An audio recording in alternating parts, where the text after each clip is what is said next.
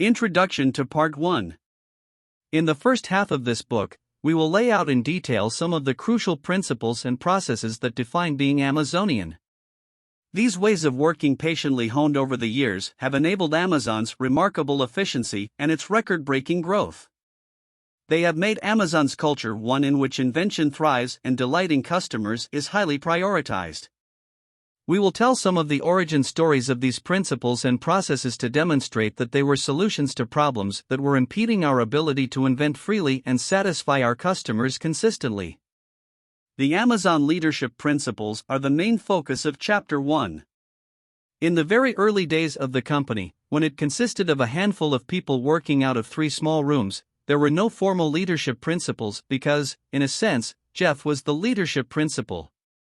He wrote the job descriptions, interviewed candidates, packed and shipped boxes, and read every email that went out to customers. Taking part in every aspect of the business allowed him to communicate the Amazon philosophy informally to the relatively small group of employees.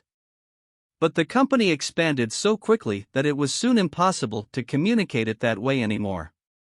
Thus, the need for the leadership principles. We tell the story of the process by which they were created, itself a quintessentially Amazonian story, and we describe how they are infused into every capillary of the company's operation.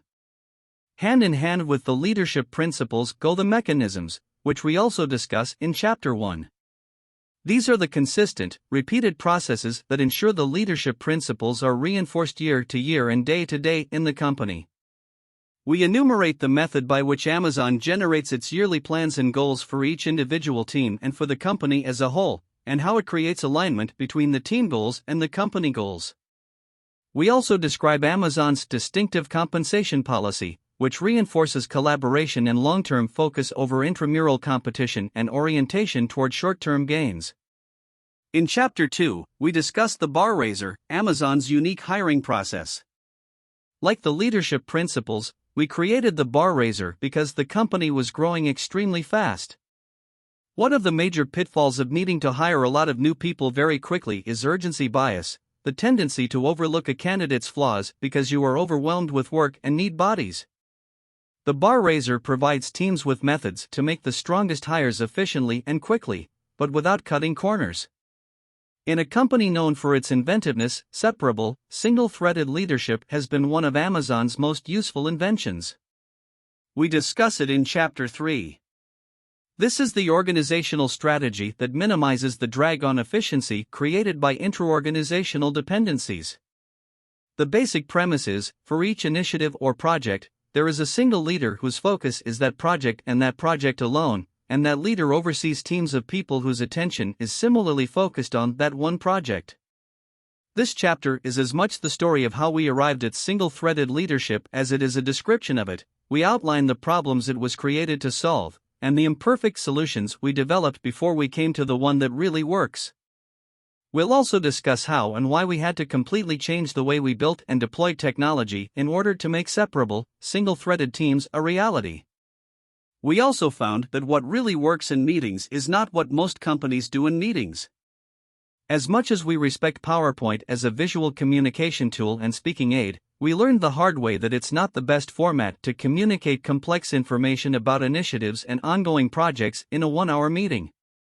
We found, instead, that a 6-page narrative written by a given team is the method that best enables everyone in a meeting to get up to speed quickly and efficiently on the project the team is working on.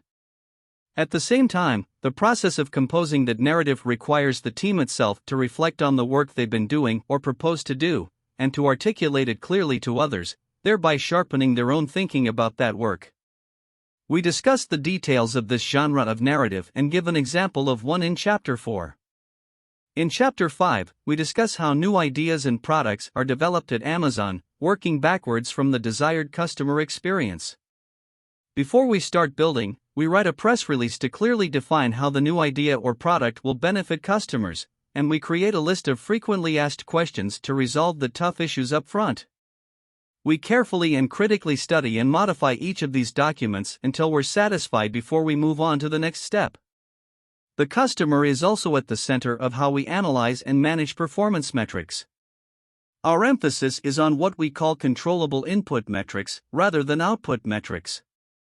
Controllable input metrics, example, reducing internal costs so you can affordably lower product prices, adding new items for sale on the website, or reducing standard delivery time, measure the set of activities that, if done well, will yield the desired results, or output metrics, such as monthly revenue and stock price.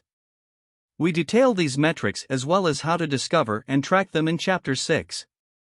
Part 1 does not comprise an exhaustive list of principles and processes developed at Amazon. We selected the ones that we think best illustrate what it means to be Amazonian. We will show you how we arrived at each one of them. And we will give you concrete, actionable information that will help you hone the methods by which your company or organization, big or small, can maximize its potential to serve its customers.